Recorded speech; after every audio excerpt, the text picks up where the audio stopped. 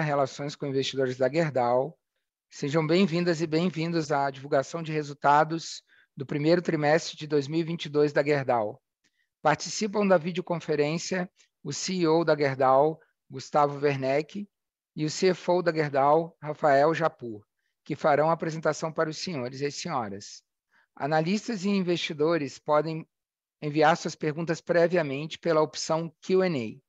Salientamos que eventuais declarações que possam ser feitas durante essa videoconferência relativas às perspectivas dos negócios da Gerdau, projeções e metas operacionais e financeiras, constituem-se meras previsões baseadas nas expectativas da administração em relação ao futuro da empresa.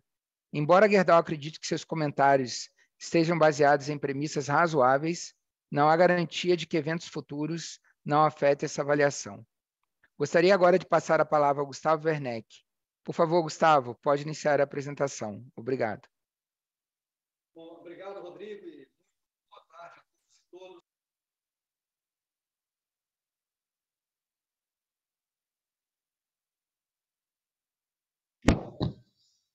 Obrigado, Rodrigo, e boa tarde a todas e todos. Quero iniciar dando as boas-vindas a cada um de vocês à videoconferência de divulgação de resultados da Gerdau referente ao primeiro trimestre de 2022. Eu espero que todas e todos continuem bem e com saúde. Como o Rodrigo comentou, participa também dessa apresentação aqui comigo o Rafael Japur, nosso CFO.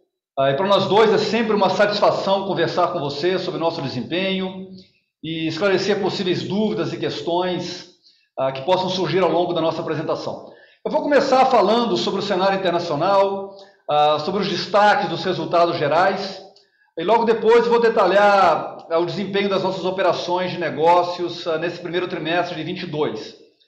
O Japur entra para compartilhar algumas informações sobre o nosso desempenho financeiro, daí eu retorno para destacar alguns pontos da nossa agenda de ESG.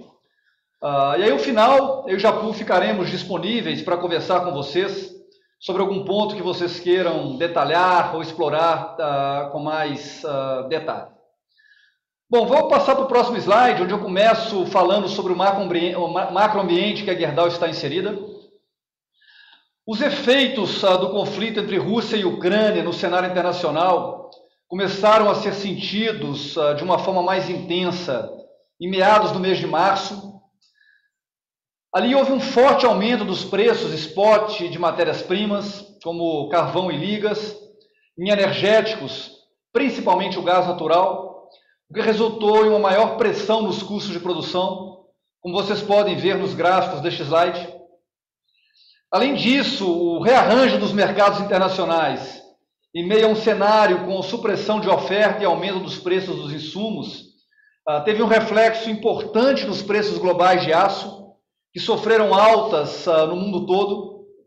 A gente segue monitorando o tema de perto, mas gostaria de informar que nossas operações não foram afetadas por eventuais disrupções na oferta de matérias-primas e insumos, uma vez que a gente sempre trabalha com estoques de segurança e a gente tem uma base bastante diversificada de fornecedores. Além disso, eu queria comentar que as incertezas geradas ao longo do primeiro trimestre em torno do surgimento dessas novas variantes da Covid-19, especialmente nos países aqui das Américas, onde nós estamos presentes, impactaram o comportamento dos consumidores. Aqui no Brasil, por exemplo, o desempenho do varejo ele foi afetado no início do ano, mas essas preocupações em relação às variantes, elas vieram se dissipando ao longo dos meses, assegurando que já a partir de fevereiro ou março, os nossos clientes voltassem ao mercado. Ainda nesse sentido, a gente segue acompanhando bem de perto os possíveis efeitos dos recentes lockdowns impostos pelo governo chinês. Esses efeitos podem ter alguma ação mais contundente na performance da economia mundial nos curto e médio prazo. E como eu comentei, a gente segue acompanhando isso bem de perto. Vamos passar para o próximo slide, onde eu gostaria de brevemente comentar sobre os destaques dos nossos resultados nesse primeiro trimestre. Mais para frente, o Japur entra detalhando um pouco mais. A gente encerrou o primeiro trimestre de 2022 com um EBITDA ajustado de 5 bilhões e 800 milhões de reais, e com uma margem EBITDA ajustada de 28,7%. Ambos são valores recordes para o primeiro trimestre. O resultado, como vocês vão ver a seguir, ele foi influenciado especialmente por níveis elevados de demanda por aço dos setores da construção e industrial na América do Norte. Já o lucro líquido da Gerdau ele somou 2 bilhões e 900 milhões de reais no primeiro trimestre de 22, uma alta de 19% na comparação anual. A receita líquida, por sua vez, alcançou 20 bilhões e 300 milhões de reais entre janeiro e março, um aumento de 24% sobre o mesmo período do ano anterior, com as vendas físicas de aço totalizando 3,1 milhões de toneladas. Esses expressivos resultados apresentados pela Gerdau nesse trimestre, eles mostram a sólida presença da empresa nos mercados onde atuamos, reflexo do novo posicionamento geográfico focado nas Américas, também das transformações de negócios e culturais que temos vivido nesses anos mais recentes. Nesse próximo slide, eu começo a falar sobre os destaques de cada uma das nossas operações de negócio e um pouco das perspectivas para os mercados em que a Gerdau atua em cada um desses negócios. Bom, já pulando para o próximo, né, eu vou iniciar pela América do Norte, onde eu destaco que o EBITDA ajustado da nossa operação de negócio triplicou entre janeiro e março na comparação anual, atingindo o valor recorde para um trimestre com 2 bilhões e 700 milhões de reais, com margem EBITDA ajustada recorde de 33%. Comento também que o spread metálico segue em patamar elevado, próximo das máximas históricas. Os volumes se mantiveram em níveis elevados nesse primeiro trimestre, resultado de uma forte demanda dos setores de construção não residencial e manufatureiro. As perspectivas para o segundo trimestre, que já iniciou, seguem bastante positivas, uma vez que o nosso backlog de pedidos nos Estados Unidos continua acima da média do nível histórico e acima do volume visto no início de 2022, equivalente a cerca de 80 dias de compra. Diante desse cenário, a gente segue operando nossas plantas na região com nível de utilização de capacidade acima de 90%. A gente segue otimistas com a demanda por aço na América do Norte, olhando mais no médio prazo, especialmente na chamada indústria da construção. Exemplos que reforçam essa visão positiva são o Architectural Billing Index, que é um indicador muito importante que mede a atividade do setor de construção não residencial no país, e também outro indicador que a gente acompanha, né, o indicador do Institute for Supply Management, que monitora o desempenho do setor manufatureiro. Ambos os indicadores se mantiveram acima dos 50 pontos entre março e abril, o que indica a continuidade da sólida e forte trajetória registrada ao longo dos últimos meses. Eu comento também, né, que a escassez de mão de obra e a taxa de inflação, e também os desafios logísticos que têm afetado diversas empresas norte-americanas, eles seguem como ponto de atenção para o nosso lado. A gente também vê como positiva a recente orientação do governo norte-americano de exigir que projetos do pacote de infraestrutura de $1 trilhão eles utilizem materiais produzidos no país, incluindo aço. Nesse contexto, a gente segue investindo na melhoria da produtividade e rentabilidade das nossas capacidades na América do Norte, a fim de entregar ainda mais valor para os nossos clientes. Para esse ano de 22, eu destaco o investimento de cerca de 300 milhões de reais para a modernização da nossa aciaria da unidade de Whitby, no Canadá, que permitirá com que aumentemos em cerca de 200 mil toneladas a capacidade anual da planta, com foco principalmente na produção de perfis estruturais. Bom, indo para o próximo slide, né, eu gostaria de destacar que, diante dos resultados recordes registrados no primeiro trimestre, né, eu queria relembrar essa jornada de transformação cultural e de gestão pela qual nossa operação de negócio na América do Norte vem passando nos últimos anos, o que nos assegurou alcançar o melhor nível de produtividade e excelência operacional das nossas unidades e também ampliar o portfólio de produtos ofertados aos clientes canadenses e norte-americanos, especialmente nos setores da construção, manufatureiro e distribuição. A gente desenhou uma estratégia de produção e comercial centrada no atendimento dos nossos clientes, gerando mais valor para toda a cadeia em que estamos presentes. E toda essa transformação também se reflete no volume de vendas de aço por meio de canais digitais.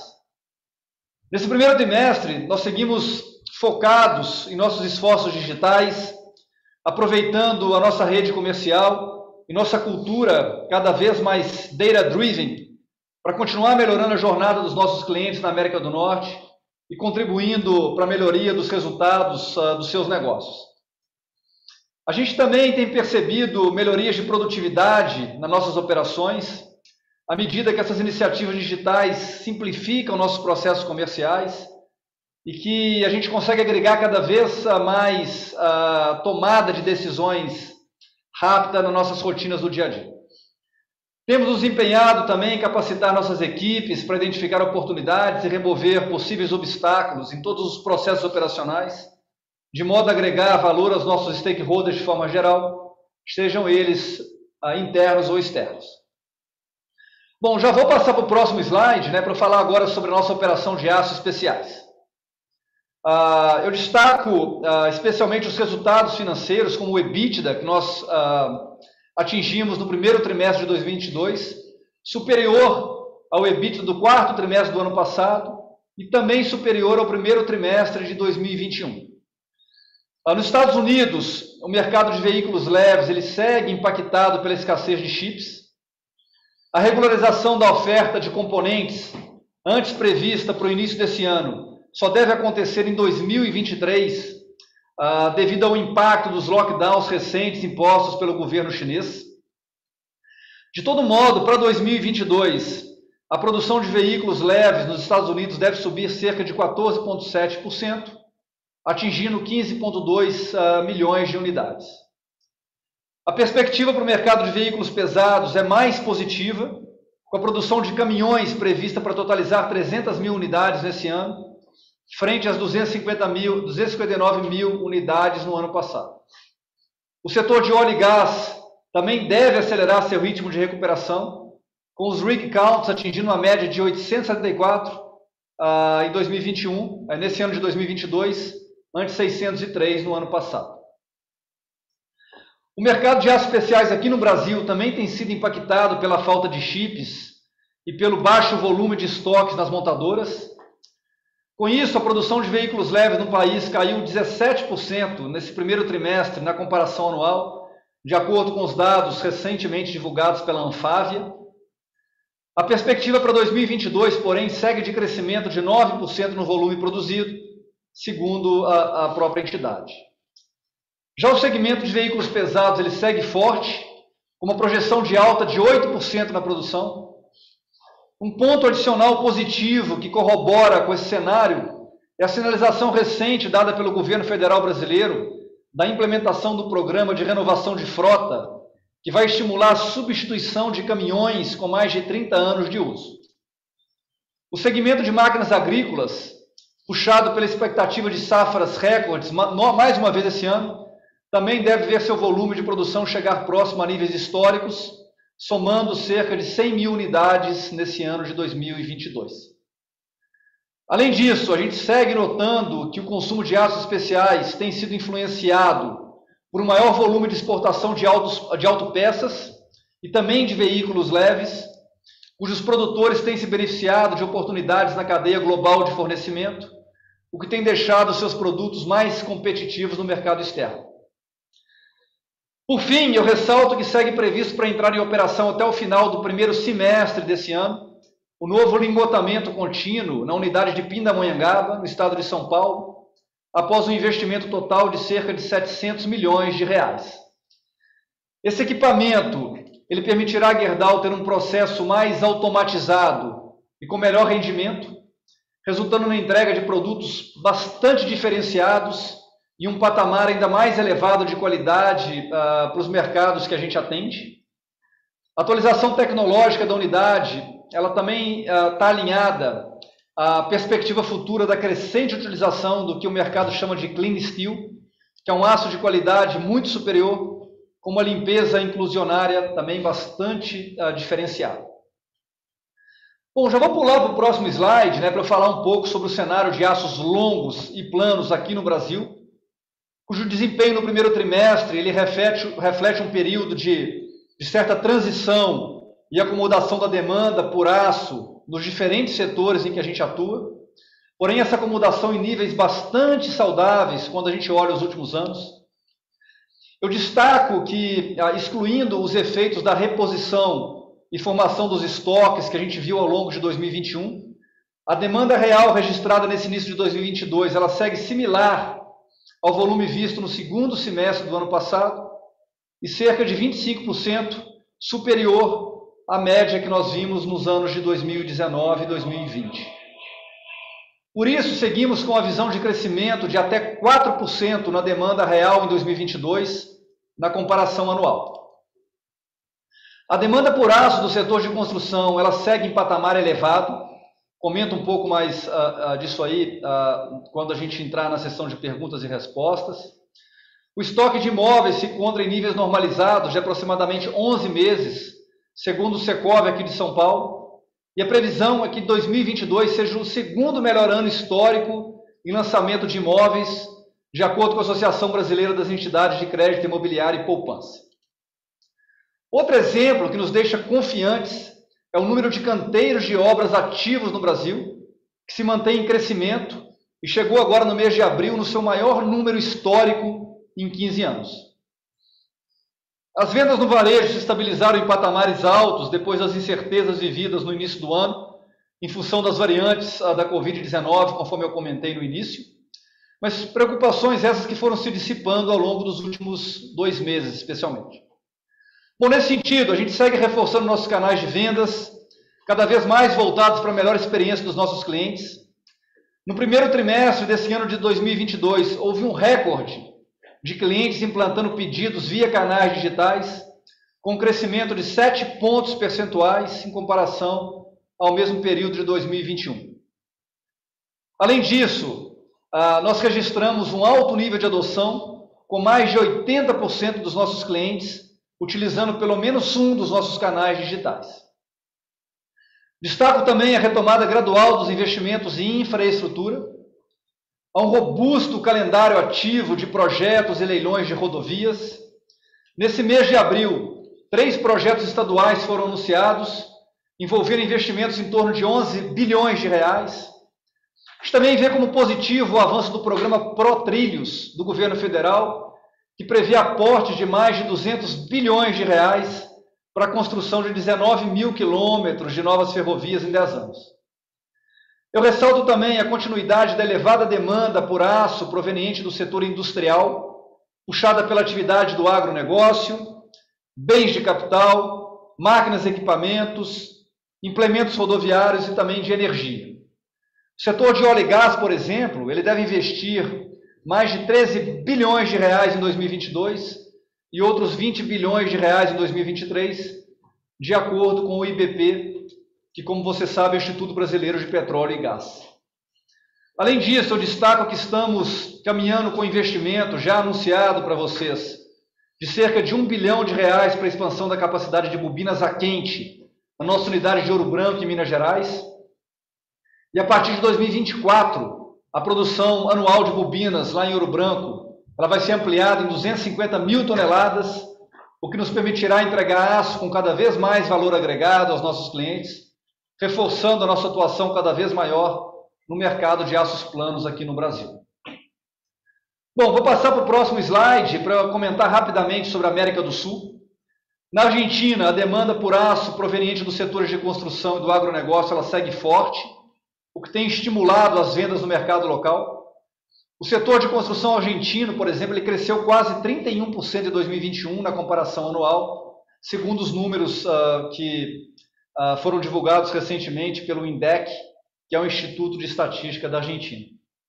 A perspectiva para 2022 também é bastante positiva no setor de construção na Argentina, com um cenário parecido também no mercado de aço uruguaio. No Peru, a demanda por aço segue em bons patamares, estimulada pela indústria da construção, apesar de alguns impactos que nós temos sentido, como recentemente ocorreu nessa greve logística, e das incertezas políticas que vigoram no Peru já faz alguns anos. A gente segue com uma visão positiva, então, para essa operação de negócio, e comento que recentemente nós anunciamos investimentos para ampliação da capacidade de laminação e tubos na unidade nossa no Peru. E a estimativa do Banco Central do país é que o PIB peruano cresça cerca de 2% em 2022. Então, termino aqui uma visão assim geral dos nossos negócios. Certamente podemos detalhar mais essas informações quando a gente for conversar um pouco aí sobre as dúvidas de vocês. Vou passar agora a palavra para o Japur, que está aqui do meu lado. Quando o Japur concluir, eu volto rapidamente para dar uma passada sobre temas relevantes da nossa estratégia de ESG, e na sequência a gente abre a sessão de perguntas e respostas. Então, Japur, te passo a palavra para tu dar continuidade, tá? Muito obrigado, Gustavo. Boa tarde a todas e todos. É um enorme prazer estar de novo aqui com vocês nessa divulgação de resultados. Espero que estejam bem. Falando um pouco dos nossos destaques financeiros desse primeiro trimestre, a gente pode passar para o próximo slide e vamos dar um pouco de destaque, pegando o gancho que o Gustavo mencionou dos nossos números consolidados, falar um pouco do nosso EBITDA do primeiro trimestre e da nossa capacidade de converter esse EBITDA em fluxo de caixa livre. No primeiro trimestre, partindo do EBITDA de 5,8 bilhões de reais, a gente investiu cerca de 2 bilhões e 400 milhões de reais em nosso negócio, divididos entre CAPEX e capital de giro. Então, a gente reforça que depois do pagamento de impostos e das despesas financeiras que a gente teve nesse trimestre, a gente conseguiu converter 52% do nosso EBITDA em fluxo de caixa livre, totalizando 3 bilhões de reais nesse trimestre. Esse é o terceiro trimestre consecutivo onde a Gerdau consegue converter mais do que 50% do seu EBITDA em geração de fluxo de caixa livre. Ou, no caso desse primeiro trimestre, 15% das receitas do período. Dando um pouco mais de detalhe e explorando um pouco mais o tema da nossa capacidade de geração de fluxo de caixa, podemos ver no gráfico na parte de cima que nesses 3 bilhões de reais do primeiro trimestre, se a gente acompanha e faz a conta do que a gente tirou nos últimos 12 meses, a gente tem um acumulado de 11 bilhões e 400 milhões de reais. Este é o 8º trimestre consecutivo em que a companhia entrega um fluxo de caixa livre positivo e o 7º com uma geração de caixa acima de 1 bilhão de reais. Este é resultado da resiliência de nosso modelo de negócio, que tem se mostrado capaz de gerar caixa ao longo do ciclo em diferentes ambientes de negócio, assim como o nosso consistente e disciplinado processo de desalavancagem e redução de dívida no nosso balanço que a gente vem executando desde 2016. Passando para a parte de baixo do gráfico, nesse trimestre nosso capital de giro atingiu 15 bilhões de reais, com um ciclo financeiro de 66 dias. Na comparação com o trimestre anterior, houve impacto pela menor receita líquida no período. Contudo, é importante destacar que esse é o segundo menor ciclo financeiro para um primeiro trimestre nos últimos 10 anos de nossa série histórica, o que evidencia não só a nossa disciplina em alocação de capital, como também a nossa crescente eficiência e agilidade no processo de tomada de decisão e na forma como a gente conduz negócios na cadeia, como o Gustavo evidenciou e trouxe nos pontos do desempenho de cada uma de nossas operações de negócio. Passando agora para falar um pouco sobre liquidez e endividamento, destaco que tivemos nesse trimestre uma redução de 1 bilhão e 300 milhões de reais em nossa dívida bruta, muito em função do impacto da variação cambial sobre a parcela de dívida do nosso balanço, que é denominada em dólares. Com isso, fechamos a nossa dívida bruta em 12 bilhões e 800 milhões de reais. Considerando nosso caixa de 7 bilhões e 600 milhões de reais no primeiro trimestre, atingimos uma dívida líquida de 5 bilhões e 200 milhões de reais. Com isso, reduzimos nossa alavancagem financeira, medida pelo indicador de Net Debt EBITDA, para uma mínima histórica de 0,20 vezes neste trimestre, patamar absolutamente recorde, sem precedentes em nossa história de 121 anos. Nossa dívida de longo prazo, como vocês podem observar pelo gráfico de baixo desse slide, ele tem um cronograma de amortização bem distribuído no decorrer dos próximos anos e não tem grandes acumulações, grandes torres de vencimento pelos próximos 5 anos. Então, falando um pouco mais sobre amortizações, gostaríamos de lembrar que, conforme o nosso comunicado ao mercado, dia 11 de abril, nós teremos agora, na semana que vem, a liquidação antecipada do nosso bond 2024, na próxima semana, com a execução da cláusula de make-whole. Isso deve gerar aproximadamente uma redução aí de mais 800 milhões de reais, em linha com o nosso objetivo de reduzir não apenas o montante global de dívida bruta, mas também a parcela dessa dívida que é dolarizada. Isso nos dá mais opção e mais capacidade de aumentar os retornos para os nossos acionistas. Falando em retorno para os acionistas, gostaríamos de destacar na parte de cima desse slide como tem evoluído o nosso lucro líquido nos últimos anos e a nossa capacidade de distribuição de dividendos, mostrando que a combinação de melhores resultados e a nossa efetiva, disciplinada e constante redução de alavancagem proporcionou que a gente conseguisse gerar dividend yields muito superiores àqueles que a gente vinha praticando no passado. Como vemos na parte de baixo do gráfico, saímos de um patamar de 3,6% de dividend yield em 2018 para 11,2% no acumulado de 12 meses na posição de fechamento do primeiro trimestre de 2022. Falando em dividendos, por conta do resultado do primeiro trimestre, a Gerdau S.A. e a Metalúrgica Gerdau farão pagamento de dividendos, respectivamente, nos dias 25 e 26 de maio de 2022. A Gerdau S.A., no caso, pagará 974 milhões de reais, o equivalente a 57 centavos por ação, sobre a posição de ações detidas em 16 de maio de 2022. No caso da Metalúrgica Gerdau, serão distribuídos 314 milhões de reais, ou 29 centavos por ação, sobre a posição de ações detidas em 16 de maio de 2022. Adicionalmente aos dividendos mencionados agora há pouco, conforme o fato relevante divulgado hoje pela manhã, tanto a Gerdau S.A. quanto a Metalúrgica Gerdau aprovaram a abertura de um programa de recompra de ações, objetivando adquirir até 55 milhões de ações preferenciais da Gerdau S.A. e até 69 milhões de ações preferenciais da Metalúrgica Gerdau, que correspondem a 5% e 10% do free float dessa classe de ações, respectivamente. Ambos os programas terão duração de 18 meses. Essa iniciativa da abertura do programa de recompra, tanto em Gerdau S.A. quanto em Metalúrgica Gerdau, reflete a nossa disciplina em alocação de capital e a confiança que temos na nossa capacidade de seguir gerando caixa ao longo do tempo, através do nosso modelo resiliente de negócio, aliado ao nosso compromisso de criar cada vez mais valor para os nossos acionistas. Agradeço a atenção de todas e de todos e passo a bola de novo para o Gustavo, que irá comentar sobre as iniciativas de ESG. Gustavo, com você. Tá bom, Japô, obrigado. Então vamos caminhar para o final, né? E aí já para o próximo slide, onde eu gostaria de fazer uma atualização sobre alguns pontos importantes da nossa agenda ESG, trazendo alguns destaques e avanços dessa nossa jornada.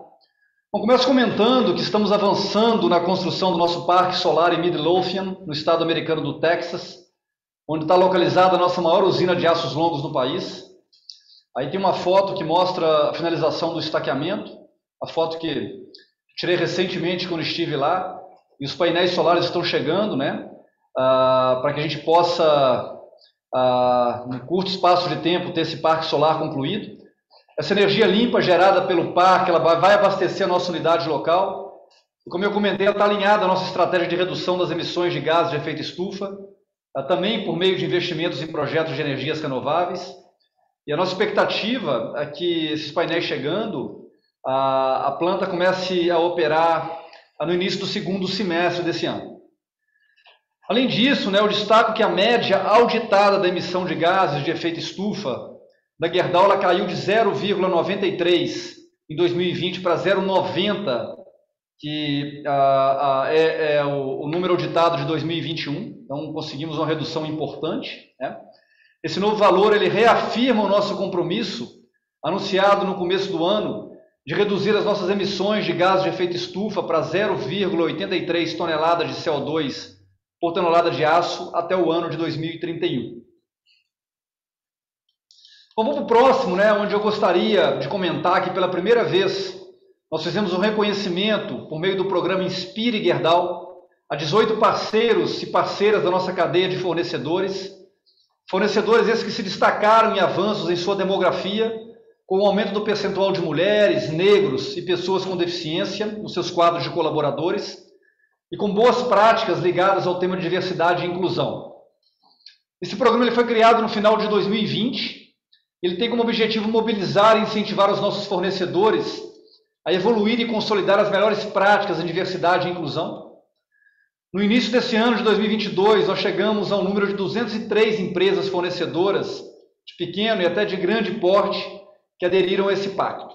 A gente segue trabalhando para que sejamos a produtora de aço referência em diversidade e inclusão e cada vez mais engajando o nosso ecossistema nessa jornada tão relevante.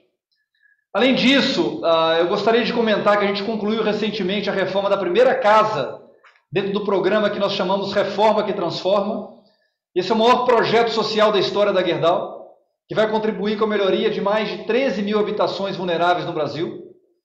Essa primeira casa, essa primeira reforma, ela foi realizada na casa de um colaborador da Gerdau na cidade de Barão de Cocais, no estado de Minas Gerais, que teve o seu lar impactado pelas fortes chuvas que caíram no estado no início do ano.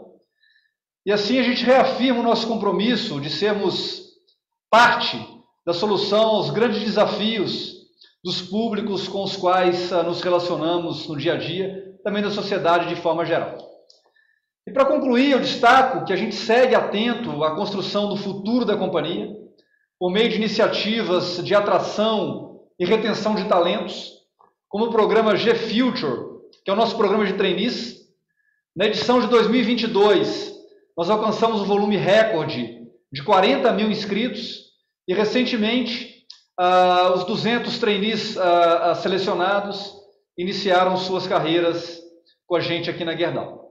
Então, tenho certeza que para essa turma de trainees, né, se somando aos 30 mil colaboradoras e colaboradores da Gerdau, a gente segue no caminho certo para construirmos os próximos 120, 121 anos de história da nossa empresa.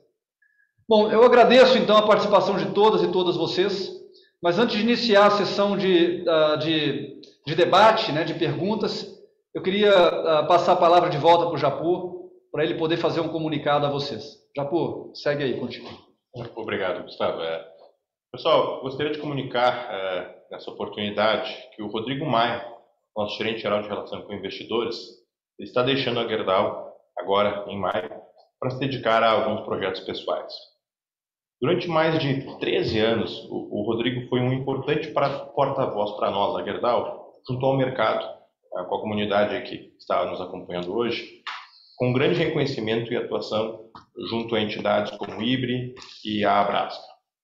Rodrigo, em nome do Gustavo e de todo o time da Gerdau e de todas as pessoas que tu tocaste ao longo do tempo que tu esteve aqui conosco, a gente gostaria muito de te agradecer e te desejar sucesso nessa nova etapa aí da sua jornada. Em breve, teremos uma nova liderança para a equipe de RI e juntará a Gerdau agora em julho. Obrigado, Rodrigo. Obrigado, Japur, pelas palavras. Desejo muito sucesso a ti nessa jornada. A vida de relações com investidores, eu brinco que conta em trimestres, né? Então, são mais de 50 ciclos aí com a Gerdau, que vive moldando o futuro. Uma grande escola. Eu agradeço também a comunidade de mercado de capitais, que está representada aqui pelos mais de 400 participantes hoje na nossa vídeo, e os colegas internos, em especial o Gustavo Werneck, o nosso time de RI, Rafael Mingoni, Cristiane, Flávia, Sérgio e Gustavo. Após 18 anos no mercado, aí eu vou fazer uma imersão em Data Science na Europa e ver vocês no futuro aí. Então, dito isso, iniciaremos agora a sessão de perguntas e respostas. Solicitamos que sejam feitas no máximo 2 perguntas por participante. Para fazer uma pergunta, vocês podem usar o recurso de levantar a mão na parte inferior da tela, ou a gente pode também, já recebemos aqui algumas perguntas via Q&A, né? Então, fiquem à vontade. Eu vou começar aqui pelo Q&A, e aí, conforme vocês forem levantando a mão, eu vou passando também a palavra. Então, a primeira pergunta ela vem do Rodolfo Angeli, do JP Morgan. Qual seria o outlook para metal spread nos Estados Unidos, vendo que existe falta de sucata? Os preços estão firmes? E a outra pergunta, como estão os custos em geral? Temos visto muito cost inflation na indústria. Obrigado. Ô Rodolfo, prazer aí falar contigo, obrigado pela pergunta. Eu inicio aqui a resposta e, Japur, tu fica à vontade de acrescentar algum ponto, tá? Bom, a questão de falta maior de sucata nos Estados Unidos, tá, Rodolfo? Ela está na sucata prime, tá? Especialmente devido ao fato que, com a redução da produção automobilística, né, ela provoca uma falta dessa sucata no mercado da América do Norte. Mas a sucata de obsolescência, que a gente usa principalmente nas nossas usinas de aço longo, ela tem um volume adequado de compra, ela tem enfrentado alguma volatilidade assim ao longo dos últimos meses, que no nosso ponto de vista vai continuar acontecendo, né? Mas a perspectiva do metal spread ao longo de 2022 ela é muito, muito positiva, né? Então a gente entende que com esse metal spread nos patamares historicamente elevados e com a evolução que nós tivemos ao longo dos últimos 4 anos, no nosso desempenho na América do Norte, a gente tem condição de sustentar esses resultados que nós conquistamos agora no primeiro trimestre, ao longo de todo o ano de 2022. E olhando mais para frente, né, do aspecto de demanda, né, eu faço questão de lembrar assim que nós continuamos com um backlog muito, muito forte, né? Esse backlog não tem diminuído, né? Pelo contrário, ele agora no mês de abril ele aumentou um pouco mais. Ainda não tem nenhum efeito de demanda proveniente do pacote de infraestrutura, que deve começar a se reverter em demanda mais para o final do ano. Então, de todo lado que nós olhamos agora a nossa operação na América do Norte, a gente está bastante confiante que esse patamar de resultados vai se sustentar. O maior desafio que nós temos, Rodolfo, nesse momento na América do Norte, ele está relacionado à mão de obra, né? Recentemente a gente viu os dados agora que foram divulgados sobre desemprego nos Estados Unidos, né? O número crescendo, né, de oportunidades de emprego de 10 milhões para 11 milhões e meio, um número muito, muito significativo. Quase 4 milhões e meio de americanos trocaram de emprego agora no último mês. Então esse é um desafio que a gente tem enfrentado, né? Mas apesar desse desafio, a gente está no melhor momento da nossa história em termos de desempenho industrial, operacional. Nós tivemos um recorde histórico de entregas agora no mês de março. E, recorrentemente, nós temos atingido patamares de produção nas nossas usinas acima de 400 mil toneladas, né? Coisa que raramente a gente via no passado. E mesmo com o número menor de usinas que nós temos depois dos desinvestimentos que nós fizemos, nós temos conseguido um patamar assim, de desempenho industrial, produção, entrega, que a gente nunca antes tinha visto no mercado norte-americano, tá? Com relação a custos, né, continua a pressão, também volatilidade. Rodolfo, hoje a maior dificuldade que a gente enfrenta são os custos relacionados ao carvão metalúrgico, que impactam diretamente a nossa usina de Ouro Branco, mas os custos que estão mais diretamente relacionados às nossas usinas de sucata e também de biorredutor, eu diria que estão relativamente sob controle nesse momento. Eu acho que essa inflação que houve, de certa forma, ela já foi incorporada nos custos que nós enfrentamos agora no primeiro trimestre, e o desafio nosso é continuar gerenciando essa cadeia de suprimentos de forma geral, para que impossíveis disrupções, especialmente logísticas, que ocorram agora ao longo dos próximos meses, tá? Elas não impactem a nossa capacidade produtiva, especialmente na América do Norte. Obrigado, Gustavo. Agora nós vamos abrir a tela para que o Daniel Sasson do Itaú possa fazer a pergunta.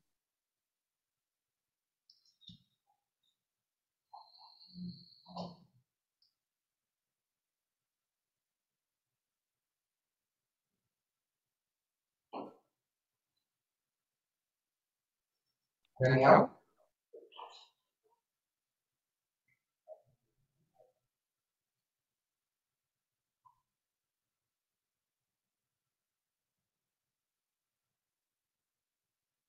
Estamos te vendo, Daniel. Só não estamos te ouvindo, né? Mais importante, né? Saiu um pois é ali na leitura do ambiente. Estou te conectando aí, Daniel. Acho que estão resolvendo aí.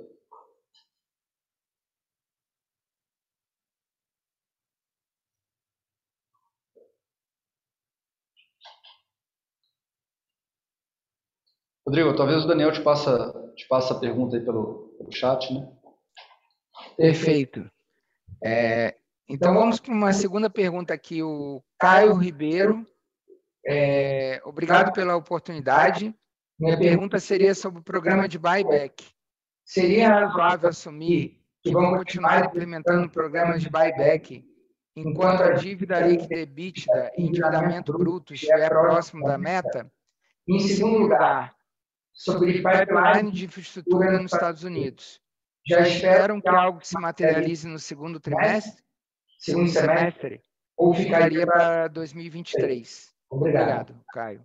Caio, obrigado. Japur, responde o Caio aí sobre buyback, eu falo sobre pipeline de infraestrutura. E, Rodrigo, dá uma atenção aí para a gente poder responder a pergunta do Daniel na sequência, tá? Fala, Japur. Olá, Caio. Espero que esteja tudo bem. Com relação ao nosso programa de recompra, né, tanto em Gerdau S.A. quanto em Metalúrgica, entendemos que as nossas ações estão subavaliadas pelo mercado de forma geral e de uma forma consistente nos últimos meses. Né? Motivo pelo qual entendemos que, já visto os múltiplos que os papéis da Gerdau estão negociando em relação aos peers, por exemplo, da América do Norte, levando em consideração a proporção do nosso resultado que vem daquela operação, só para dar um exemplo, demonstram que a gente tem um desconto aí importante em relação ao que o preço em que teremos justo na nossa ação, motivo pelo qual abrimos esse programa. Com relação à continuidade desse programa ele foi aberto agora com um prazo de 18 meses e entendemos que uma vez que avancemos e executemos esse programa, vamos reavaliar a situação da nossa posição de alavancagem, dívida e capacidade de geração de caixa e avaliaremos oportunamente se o caso de renovar esse programa, abrir um novo programa. Mas, em princípio, estamos abrindo esse programa dentro do montante de 5% das ações de free float das PNs de Gerdau S.A., 10% do free float das ações PN de Metalúrgica Gerdau, e acreditamos que seja um passo importante na direção de aumentar o retorno para os nossos acionistas e demonstrar um pouco o nosso demonstrar, não um pouco, mas de forma importante, nosso comprometimento com a geração de valor de longo prazo para os nossos acionistas. Passo agora para o Gustavo para responder a parte sobre a questão de infraestrutura, Gustavo. Tá bom, Japur. Caio, a gente acompanha muito de perto esse pacote de infraestrutura e o detalhamento desse pacote em projetos mais específicos, né? A gente está acostumado, em termos de timing, dessa tradução de pacotes de investimentos em projetos específicos. A gente acredita que só vai traduzir em demanda, início de demanda real por volta do mês de novembro ou dezembro desse ano, né? Mas interessante que, fora esse pacote, né, os spendings de infraestrutura nos Estados Unidos estão muito fortes.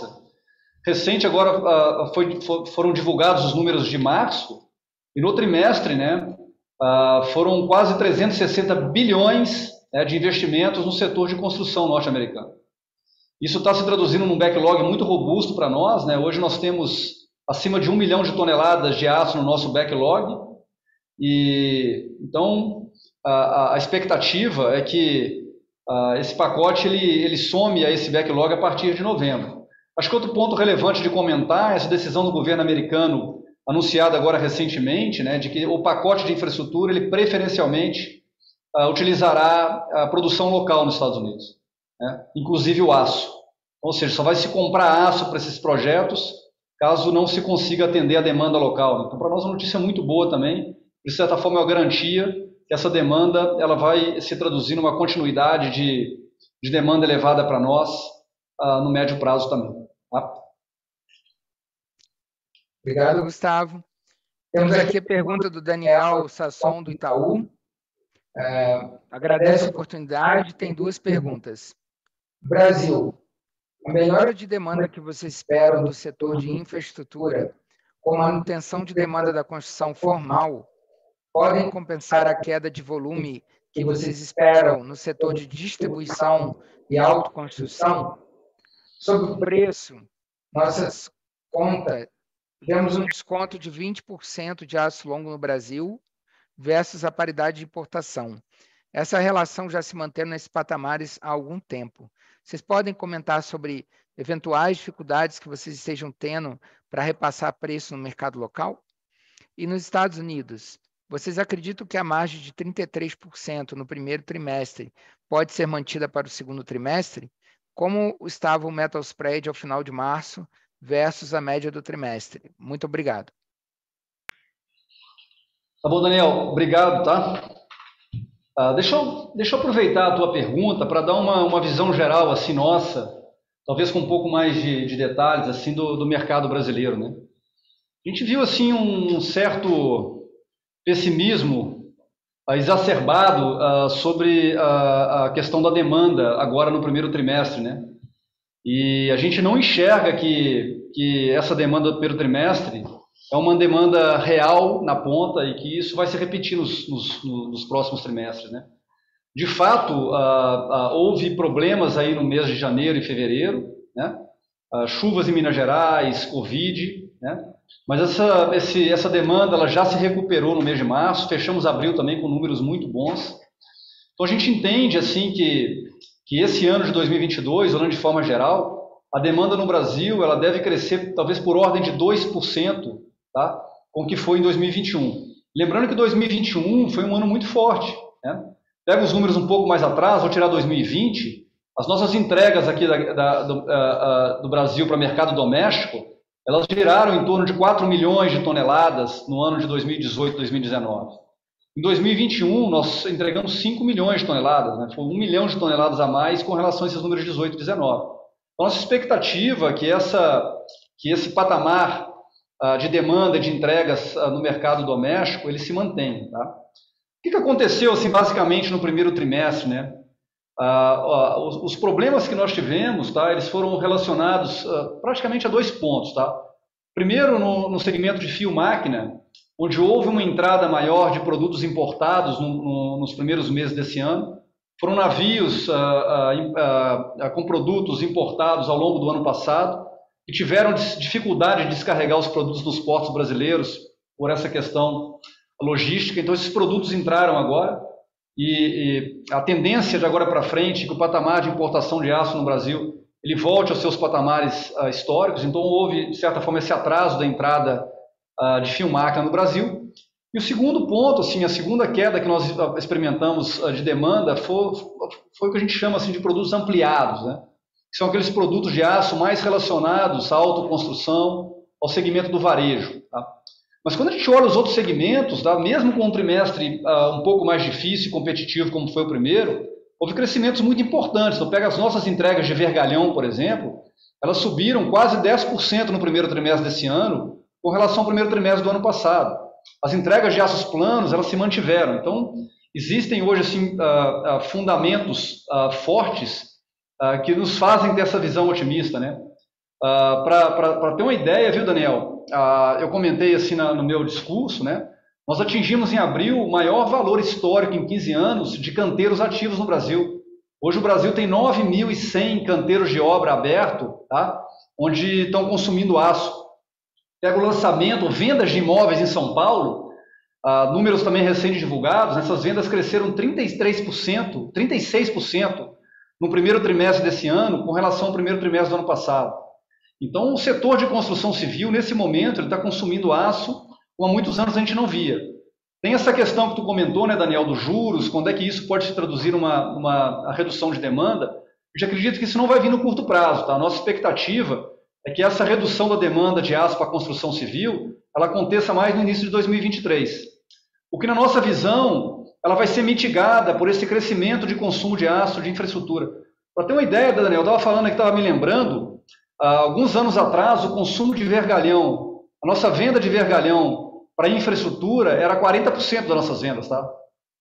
Nesse momento, ela é 10%. Então, de tudo que a gente vende de vergalhão, 10% somente está indo para a infraestrutura. O número histórico é 40%, tá? Então, a demanda por infraestrutura, de aço para infraestrutura nesse momento é muito baixa. Então, com todos esses leilões, com todas essas concessões, a tendência é que esse percentual ele retome. Então, vai mitigar, ainda mais considerando que as bitolas de aço que são consumidas numa obra de infraestrutura, de forma geral, elas são maiores do que as bitolas consumidas numa edificação. Tá? Além disso, eu queria comentar que o setor de aço para a indústria continua muito forte, né? As carteiras dos nossos clientes relacionados ao setor do agronegócio, a máquinas amarelas, a energia, está num patamar historicamente elevado. Então, quando a gente olha assim, a partir de março, já olhando abril e a perspectiva para esse ano no Brasil, é que a demanda continue muito consistente. Tá?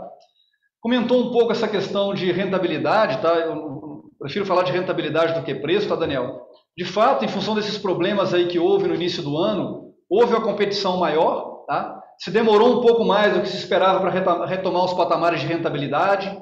Não é à toa que os prêmios de importação desceram para patamares historicamente também elevados. Essa recomposição da rentabilidade ela já ocorreu ao longo do mês de abril. Então, a expectativa agora para o segundo trimestre é que a gente já tenha um patamar de rentabilidade aqui no Brasil acima do que a gente teve no primeiro trimestre. Tá? Então, a expectativa nossa é bastante positiva. Tá? E nos Estados Unidos também. Tá? A gente entende que essas margens que nós atingimos agora, acima de 30%, elas se manterão para os próximos trimestres, não só porque o nível de spread vai continuar elevado, mas porque nós estamos num patamar assim, histórico de alta performance das nossas usinas. Né? Então, eu comentei, né, com todo aquele plano, Daniel, que a gente falava ali em 2017, 2018, de recuperação da nossa performance industrial, fosse com gestão, mas também com investimentos de CAPEX nas nossas principais usinas. Após 4 anos, isso de fato foi implantado, se consolidou. Então, nós estamos em níveis agora de patamares de operação nunca antes vistos assim nas nossas operações nos Estados Unidos. Tá? Então, a perspectiva também é bastante positiva por lá.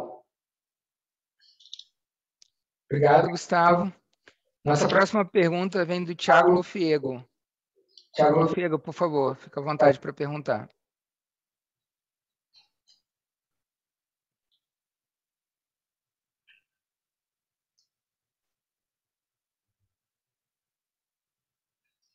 Estão me ouvindo, pessoal? Super bem, Thiago. Bom falar contigo. Bom ver vocês. Parabéns aí pelos resultados. Rodrigo, obrigado por tudo que você fez aí por nós nos últimos 13 anos. Foi um prazer trabalhar com você, sempre ajudando a gente aqui a entender a empresa melhor. Então, parabéns pelo trabalho e boa sorte aí nessa nova fase. Obrigado, Thiago.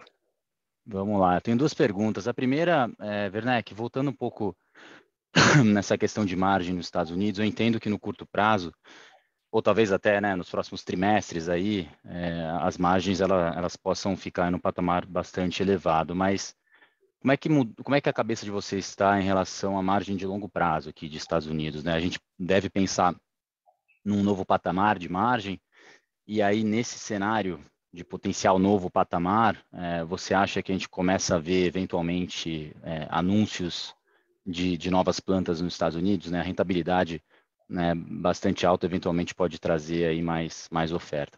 Como é que está a sua cabeça em relação a isso? E a segunda pergunta é em relação à expansão no Texas, que vocês mencionaram na apresentação. Eu não lembro de ter visto essa expansão em outras apresentações. Você pode falar um pouco mais sobre ela? Não sei, são 700 mil toneladas, qual que seria o CAPEX, timing, racional, só para entender um pouco melhor. Obrigado. Então, tá bom, Thiago. Assim, de fato, a gente vê uma sustentação dessas margens assim no curto e médio prazo, tá? Mesmo com essas preocupações que a gente tem lá nos Estados Unidos, de inflação e tal, de recessão olhando mais para frente, né? A gente acredita que, até em função do pacote de infraestrutura, o setor nosso de aço, tá, ele vai ser menos impactado. Então, nossa visão é bastante positiva, olhando o curto e médio prazo. E no longo prazo, assim, é difícil, com toda essa volatilidade, né, a gente entender para onde essas margens irão. Mas certamente serão em patamares superiores ao que a gente vinha no passado. Porque lá em 2017, como eu comentei, quando a gente estava com margens ao redor de 6%, 6,3% para ser mais exato, nós montamos um plano muito robusto assim, de recuperação dessas margens. Né? A gente via um gap importante de desempenho com relação aos nossos principais competidores.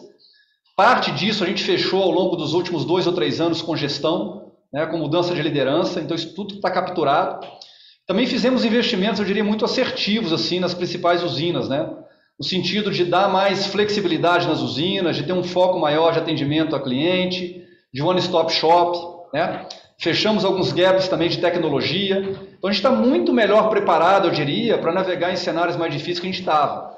Então, aquelas margens que a gente via, elas certamente não vão voltar. A gente tem muito mais condição hoje, olhando para dentro de casa, de entregar margens superiores a que a gente entregava no ano passado, no passado, tá? Com relação a essa questão de novos entrantes, a gente sabe um pouco como funciona essa dinâmica, né? Tu vê com as margens que o setor de planos teve nos Estados Unidos nos últimos anos, ela incentivou investimentos grandes no setor de planos dos Estados Unidos, né? Em longos houve menos, né? Então, talvez se essas margens se sustentarem, isso seja um atrativo, né? Para que haja novos investimentos, tá?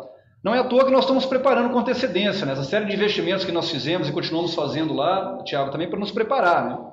Então, nós aprovamos agora recentemente no Conselho de Administração um investimento relevante na nossa usina de Jackson, Tennessee, né? Para capacitar essa usina, uma usina das mais produtivas do mundo em produção de longos, para preparar também essa usina em termos de competitividade, de custo e de mix de produtos, para a gente navegar num cenário que talvez seja um pouco mais difícil no futuro. Em Midlothian, tá, o que eu comentei foi esse investimento que nós estamos avançando para a produção de energia limpa. Tá? Os investimentos para crescimento da planta, eles ainda estão em discussão. É a maior usina que a gente tem, Thiago, na América do Norte. É uma usina que a gente vai liberar assim, um potencial de crescimento, mas a gente ainda não detalhou, ainda não concluímos o detalhamento dos investimentos que a gente vai fazer nessa planta, tá? E tem pelo menos uma ideia de timing potencial, Werneck? Olha, a gente pretende aprovar esse investimento de Midlothian no Conselho de Administração ainda esse ano de 2022, tá? Nós estamos vendo assim alternativas que nos permitam colocar esse investimento da melhor forma possível no que diz respeito de custo, de prazo. É sempre complexo tu colocar um investimento numa planta que opera tão bem. Então a gente quer evitar grandes paradas, então nós estamos buscando um nível de engenharia assim, muito sofisticado, eu diria, para que a gente tenha o mínimo de impacto possível. Acredito assim que nos próximos trimestres, Thiago, a gente vai detalhar um pouco mais esse investimento, a gente fala com vocês, pela relevância que essa usina tem assim, no nosso portfólio da América do Norte, tá? Perfeito, obrigado. Valeu, Thiago. Eu já acho que tem um comentário. Só complementando um pouco, Thiago, bom falar com você. Acho que é muito importante destacar, quando o Gustavo trouxe naquele slide e reconciliou um pouco a nossa história de 2016 para cá, né? É muito importante destacar que nós tínhamos um portfólio que era muito mais exposto a vergalhão e filmaca nos Estados Unidos na ocasião, né? Quando tínhamos uma margem aí mais para a parte de baixo de um dígito, né? E que é um segmento tradicionalmente muito mais exposto às exportações. Hoje nós temos a proteção da 232 ao mercado americano, com algumas concessões que estão sendo negociadas país a país pelo governo, mas tradicionalmente o segmento de perfis e de merchants, né, ele é muito menos exposto à importação do que o setor de vergalhão e fio-máquina, né? A gente tem um processo importante de reposicionamento do nosso portfólio de ativos na América do Norte. Hoje temos uma franquia de produtos longos premium, né, muito dedicada a estruturais e perfis. Então entendemos que é um segmento de mercado na América do Norte em longos muito mais resiliente e que comporta margens superiores ao que tínhamos no passado. Tá? Acho que esse é um ponto que é importante a gente destacar e voltar quando a gente faz todo o storytelling, né, da nossa tese de investimento em longos na América do Norte de 2017 até 2022. Tá claro. Obrigado, Japur. Muito obrigado. Nossa próxima pergunta vem do Leonardo Correia, do BTG Pactual. Boa tarde a todos. Parabéns pelo trimestre. Alocação de capital. Dado que a meta de endividamento já está praticamente entregue em 12 bi de reais dívida bruta, o que devemos esperar mais adiante? Nova política de dividendos? Segunda pergunta. Rentabilidade dos negócios no Brasil. Dados os aumentos de preços esperados para o segundo trimestre, podemos afirmar que o primeiro trimestre marcou um low de rentabilidade e geração de caixa para o ano? Muito obrigado. Olha, obrigado, tá? Vou ser objetivo aqui, porque eu acho que já detalhei um pouco, tá? Sim, tá? A resposta é sim. O primeiro trimestre ele é um low de rentabilidade, já que ao longo do mês de março houve uma recuperação significativa, né? da rentabilidade do mercado doméstico e também aquilo que a gente exporta, né? Como houve um descasamento entre custos e preços, especialmente nas questões de ouro branco, do carvão, agora nós vamos ver também margens de exportação crescendo um pouco a partir do mês de abril e maio, tá? Já por alocação de capital, tu ajuda aí na resposta? Claro. Olá, Léo, tudo bem? Acho que pegando o gancho do Brasil, então, quando a gente faz a análise aí, talvez soma das partes dos nossos segmentos de negócio, aços especiais, América do Sul, América do Norte do Brasil, e a gente compara. Só para pegar o exemplo da América do Norte, né, que nos últimos 12 meses nos últimos 8 trimestres tem incrementado sequencialmente todos os trimestres, aumentou o seu EBITDA trimestral e que tem nos últimos 12 meses acumulado mais de 8 bilhões de reais de EBITDA. A gente aplica os múltiplos da indústria, dos peers da América do Norte, ao nosso segmento da América do Norte, aços especiais e América Latina, basicamente falta um Brasil do nosso eixo, do nosso entendimento. Então, por isso é muito importante, acreditamos que é uma atitude adequada abrir esse programa de recompra de ações e vai em linha ao nosso direcionamento de disciplina na alocação de capital. Com relação à continuidade desses programas, o aumento do dividendo, a gente entende que, naturalmente, quando a gente resgata a apresentação que a gente fez agora há pouco nos slides, a gente tem feito pagamentos de dividendos acima do payout de 30% que a gente tem estabelecido. Então, acreditamos que não é necessário mudar a política de distribuição de dividendos. Nesse momento, a nossa política ela já vai além daquilo estabelecido da lei das SAs, no nosso estatuto, estabelecendo 30% de payout mínimo para nós estabelecemos, né? E entendemos que isso já nos dá, que a nossa política hoje de dividendos nos dá flexibilidade suficiente para, em momentos como a gente teve lá no terceiro trimestre, por exemplo, a gente teve uma grande geração de caixa livre, aumentar as distribuições de dividendos para os nossos acionistas. Então, entendemos que essa combinação de 30% de payouts de dividendos, o nosso programa aberto agora de recompra de ações, ele é uma forma robusta de manter a remuneração dos nossos acionistas e destravar valor das nossas ações. Obrigado, Japur. Essa próxima pergunta vem do Carlos de Alba, do Morgan Stanley. Notamos um aumento no capital de giro.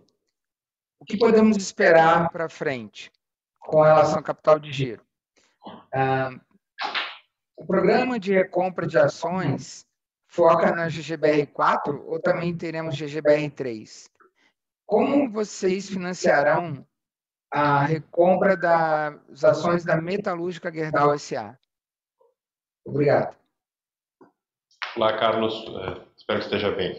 Com relação ao nosso capital de giro, né? Neste trimestre aí, tivemos aí um investimento de 1,9 bilhão de reais em capital de giro, mas quando a gente acompanha a nossa série histórica, a gente vê que a gente está para o primeiro trimestre, que é um trimestre onde tradicionalmente a gente volta de algumas paradas de manutenção na América do Norte e no Brasil, é um ciclo financeiro ainda baixo para os nossos padrões. O segundo mais baixo da nossa série histórica de 10 anos.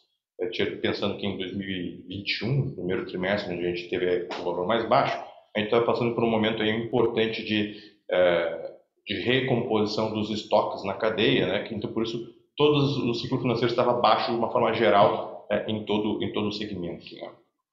Né? Para o próximo trimestre, acreditamos que com a manutenção, se acreditamos na manutenção do crescimento e dos volumes importantes de vendas na América do Norte, e levando em consideração também a resposta do Gustavo anterior aí, com relação ao que esperamos para a atividade, rentabilidade do nosso segmento de Operação Brasil, é natural esperarmos aí, mantendo num ciclo dentro da nossa série histórica, algum investimento em capital de giro. Se o Gustavo quer complementar algum tema, essa questão de capital de giro? Não, acho que podemos ir para o próximo ponto dele com relação à recompra, né? Ok. Com relação à recompra, nessa ocasião, em Gerdau S.A., estamos focando apenas em ações preferenciais. Há um free float muito pequeno de ações ordinárias. Então, entendemos que, em virtude aí do montante de ações objeto que a gente poderia ter, não faria nesse sentido, nesse momento, aí, a abertura para ações ordinárias. Tá? Com relação ao funding para a recompra no andar de Metalúrgica Gerdau, hoje, no primeiro trimestre, a Metalúrgica Gerdau encerrou com uma posição de caixa líquido de 800 milhões de reais.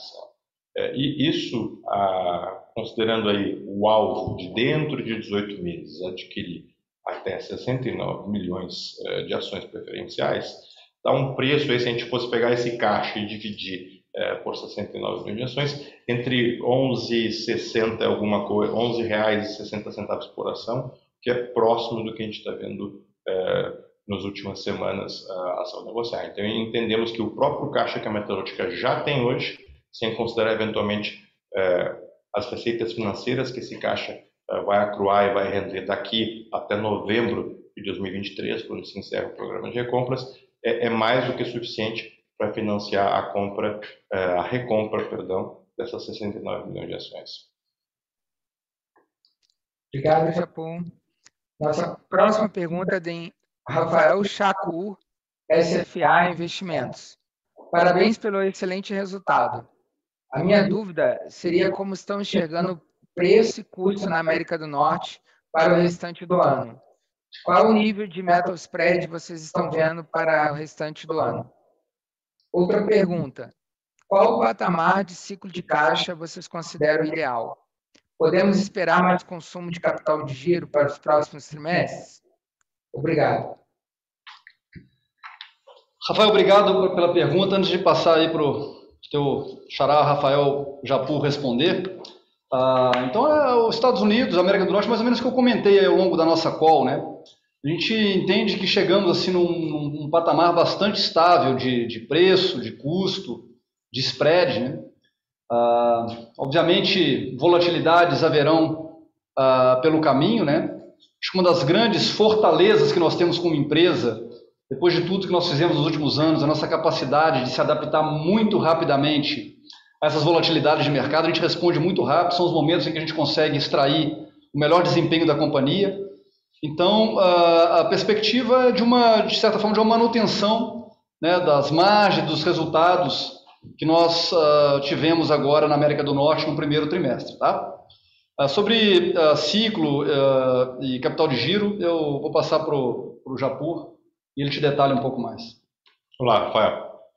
Acho que como a gente mencionou, talvez na própria pergunta do Carlos de Alba, entendemos que os próximos trimestres aí, torcemos que em se manter a nossa perspectiva positiva aí para a Operação Brasil e para a América do Norte, que são as principais operações do nosso negócio, que devemos ter investimento em capital de giro, levando em consideração aí os nossos ciclos financeiros históricos, que oscilam aí entre 60 e 70 dias. São patamares que a gente, um pouco com as particularidades de cada uma das operações de negócio, são ciclos que a gente oscila aí de forma geral. Então, levando em consideração os ajustes que foram feitos de preço, né, do Brasil e a dinâmica que a gente tem visto na América do Norte, imaginamos que no segundo trimestre também teremos algum investimento em capital de giro. Obrigado, Japur. Nossa próxima pergunta vem do Jonathan Brandt, Banco HSBC. A minha pergunta é sobre mercado americano de aço. Qual é a perspectiva, dado o alto juros nos Estados Unidos e alta inflação? Tem alguma preocupação sobre um slowdown potencial? Minha segunda pergunta é sobre o programa de recompra. Qual a decisão para anunciar isso hoje? O que motivou?